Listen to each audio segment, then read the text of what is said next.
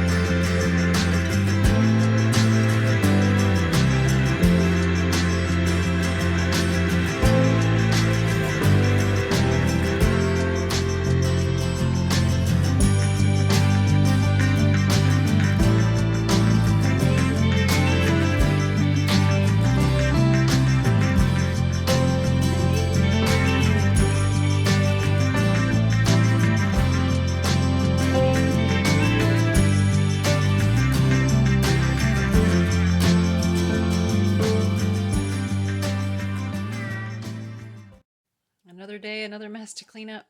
Oh, there's a little one over there. Do you see it? So this has taken me all day. Oh my goodness. I can't believe how long it's taken. Layers and layers and layers and molding and molding and molding. 10 inches. And there's my little Cheshire Cat. Isn't that funny? So, this stuff is really difficult to work with. It does not smush and move and do what it's supposed to, like clay would or polymer clay. So soap dough definitely has a mind of its own. But I'm done with the Cheshire Cat. That's where he's gonna be. So he looks a lot better when I first did it. I'm not even gonna say what it looked like, but anyway, I've got my Cheshire Cat done. He's gonna go in a tree, and let's bring him over here so I can put him with Alice. So still not sure about Alice. She's still pretty tall. Tim's like, well, just cut her here and make her shorter. I'm like, I can't really do that. It's not something you can just slice a layer off in the middle. So I may just have a long, tall, skinny one, kind of like in the movie, or not the movie, the book, where the eat me part, and she just gets really, really long versus growing proportionately. In the book, she just gets really long. So that might be kind of how it is. So anyway, I'm done. I'm done with this little guy. Oh, so now I need to make the tree. Okay, last little bit on Alice. I did go ahead, I didn't record any of this. I did go ahead and manage to take out a slice off of Alice, so she's not so tall. Oops, I'm sticking. Got her wrapped up so she doesn't get too hard. Anyway, so what I ended up doing, if you can see it, is right above her arms. Tim said they look like football shoulder pads. So I took out a slice between her shoulders and her neck, and then I went ahead and added another layer to her skirt to make it a little bit wider, and then I added another layer. So I took off her neck right there. Then I made it a little bit shorter, and then I added another layer to her skirt to make this side a little bit fuller. You can see the white over here. Those are her arms. The white over here is her apron. And then I added, you can see with their hair, there's more hair over here and not as much here. Let me show you the one that I cut a little piece off. So this is still pretty skinny. This one, you can see where I cut it off. I tried it on this one. It worked okay. So anyway, I did the same length through here, made it a little bit shorter on the long one. That took some time. And then I added another layer of the skirt on this side to make it a little bit wider. And then see how her hair is just that one side, because this is that ghost disc. And I use, actually this is a ghost disc too. I just flipped upside down, but I could have that little piece over there. So anyway, I added more hair on the other side. So I added another layer over there and another layer of the skirt. So that made everything look a little bit wider, a little bit fuller, so she doesn't look so tall. So taking that off there, I'm a lot happy with it. I was able to make it work. I was concerned I wasn't going to be able to, but I am done. I'm done messing with Alice. I'm done messing with the Cheshire Cat. I do need to make the tree somehow still, and then figure out how in the heck I'm going to pour it. I was trying to think about doing some drop swirls, but the problem is the way the tree is going to be in there. Let's see, I'm going to have it like this, because a bar of soap isn't really that big, because you can't make these little figures very small, because they don't reduce like polymer clay does. You can't make a cane and then roll it out to make it smaller. It does not work with soap dough. Anyway, so have a bar of soap, and the bar of soap is really about where my fingers are. So I don't have a lot, so about here and here. So I want to do a tree that he's kind of sitting in, but I was thinking, how on the earth am I going to get the batter down here? So I'm thinking I'm going to have to either do the tree in two different parts. I'm not sure yet. But my goal is to pour a layer down here, put Alice in, let it harden, maybe put half the tree in, add some swirls down there, maybe, or just make it black, I'm not sure. Then put the second part of the tree on, put him in place, and then add the remaining color up there. So we'll see if it works.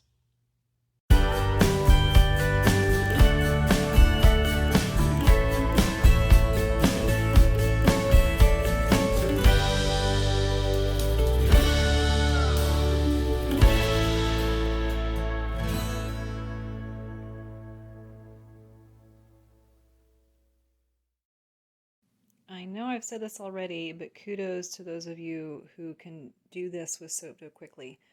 This tree, I thought this would be the easiest thing, and it had taken me hours, hours and hours to get the tree done. So this is my 10-inch long tree for the Alice in Wonderland soap. I have, you can kind of see the layers. There's actually 6, I'm having trouble focusing. There's actually 6 different layers of colors. And the soap dough is too sticky for using the pasta roller. So I ended up having to extrude little pieces and then roll those together and then do the next layer and the next layer and the next layer and the next layer. And then the issue was this stuff, it doesn't bend.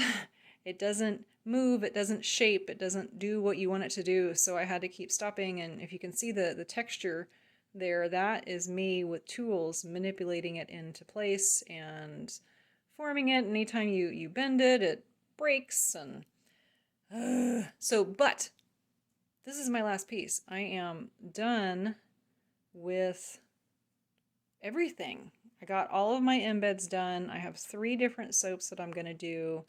But this is specifically for the Alice one. So I've got, these are all 10 inches long. I've got my Alice there. I've got my tree, and then I have my Cheshire Cat. And now I have to figure out how to pour it.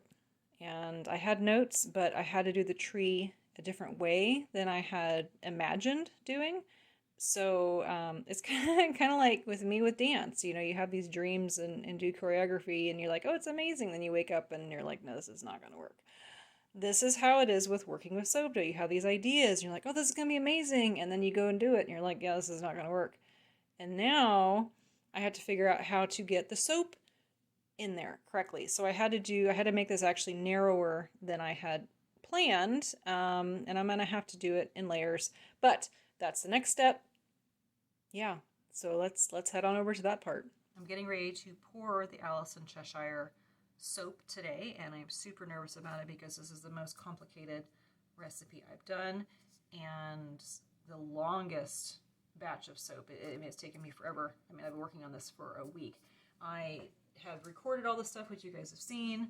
Here are all of my 3 embeds. These are 3 complex embeds.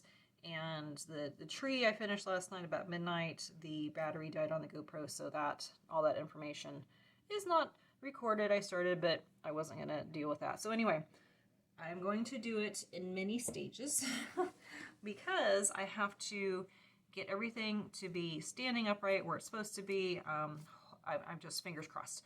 So I have printed these little guides. This is kind of my idea of what's going to happen. I've got my Alice, I've got my tree, and I've got my Cheshire Cat, and then I've got to pour around it. The issue is, of course, getting the soap here around the tree, and then she's got some hair that I have to get the soap under. So I'm just hoping everything goes okay. So I have that in here, and I have my turntable so I can turn it around as needed. Okay, I went ahead and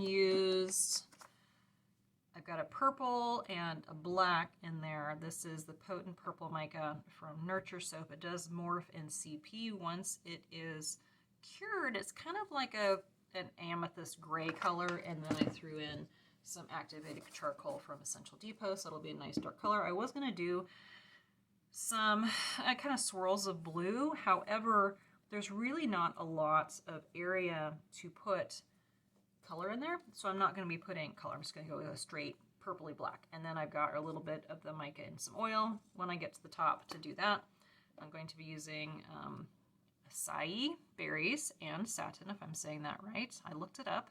So I'm using that fragrance. It's not supposed to cause any issues. And I'm going to go ahead and get started. I have my little tiny bit of lye in there. I'm going to mix up the micas and the oil there, and then I will pour. So lots of stages. We'll see how it goes. Wish me luck.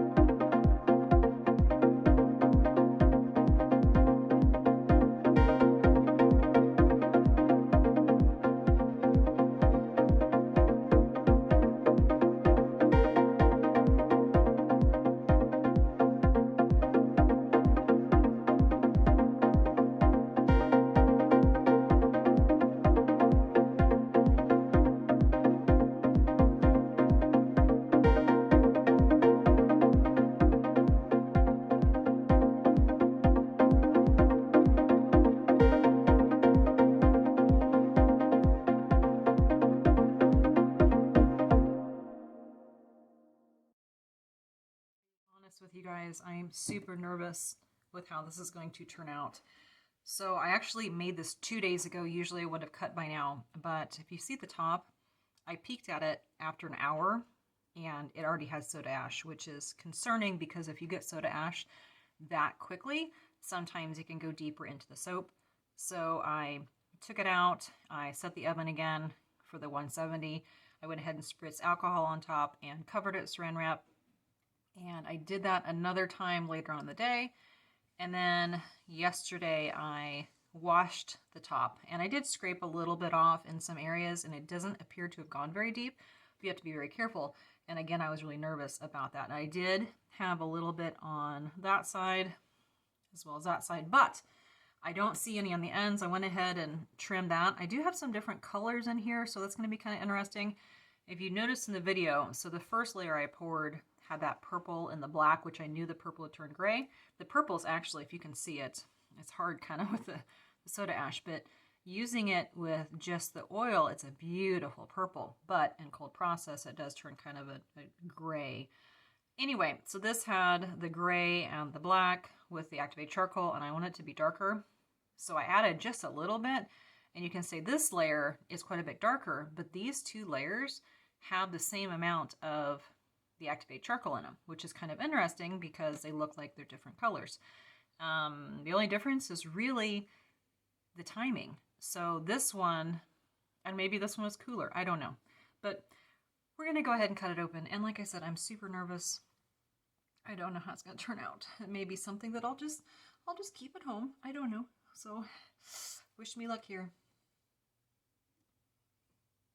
Oh, I forgot to trim it. Hang on. I always do that before I start cutting.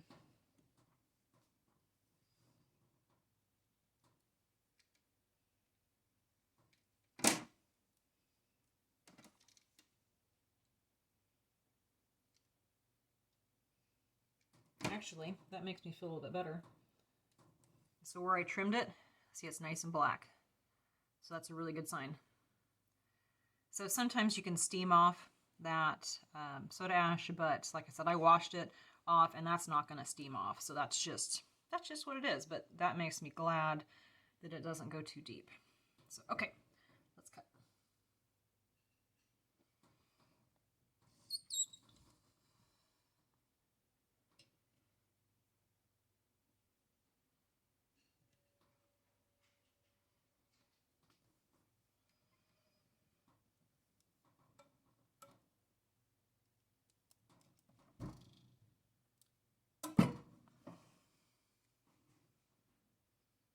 Oh no. My tree broke. Okay.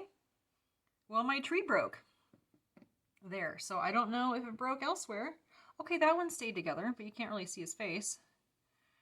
So there's the picture. And it's kind of cool. So let's see. So the tree stayed together there, which is good. We got the Cheshire Cat and Alice. Let's look at the other ones. Obviously the tree broke as we get farther over here.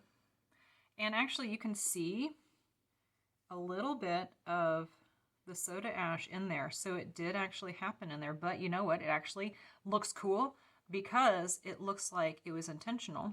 And it almost looks like part of the tree. And where that layer is, because in the video, I poured this layer first. I scraped out where the tree was going to go. I poured this layer because I had to get it around this part of the tree and then around this part. And also the other issue is getting it around that other side of her head. But I don't see any pockets. There's no pockets in there. And then I poured the top. So this actually looks like part of the tree. That was unintentional, but it turned out really cool.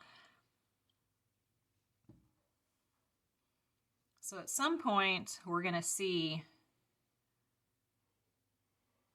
the tree break because in this bar, oh, actually, look. So it's broken there, but it's not broken there.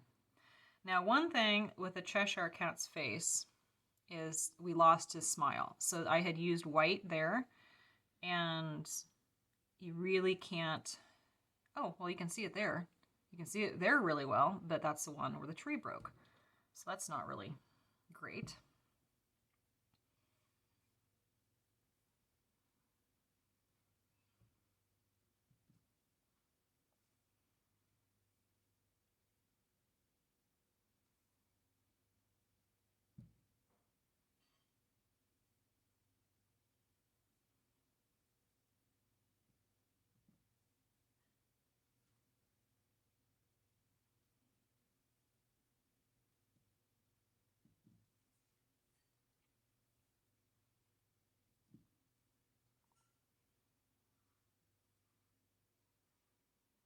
Well, you know what? Overall, I'm happy. This thing took me way too long to make. It was insane how long it took me. You can see the layers in the tree, which is really cool because I wasn't sure if you'd be able to see that. So that's nice. You can see the really nice layers in there. But you know what? This took a lot of work and I'm happy with how it turned out. Everything, I've got the 3 complex embeds in there. Everything is completely submerged. So I'm super excited about how that turned out. So I'm gonna get them all trimmed up and get some pictures. Wanted to show you guys something else. I just got out my stuff to trim, and this little mold is what I use to pour the extras in. So when I scraped everything out of the bottom, I poured it in here and I just unmolded it and I saw that soda ash. Look at that. Well, look at what happened there. Now that actually looks really cool because it shows the pattern, but all of that is soda ash. And I am so lucky that it didn't end up going throughout the entire soap. And I don't know why it did this. I really have no idea why. The only thing different is I use a different fragrance. I haven't used this fragrance before, but it has really good reviews on it. You know, sometimes with soaping, things just happen. I didn't soap too cool. I know that can cause issues. I use my typical liquid discount. I do 1.5 times the water. So sometimes things just happen, but I mean, that's really cool looking. So I'm so lucky, but it's not on the backside. That's the crazy thing. It's like this part was in the mold. So that should have had no air exposed to it. This part has been exposed to air. I mean, even that, because you can see the dark layer, there was just a little bit left of that darker layer I poured on top and there's nothing there. So it's so crazy that the part that was in the mold has the issue. So anyway, soap making is a finicky thing for sure, but this is perfectly good. Soda ash does not, it's purely cosmetic. It doesn't cause any issues at all. It's still going to be an awesome bar soap.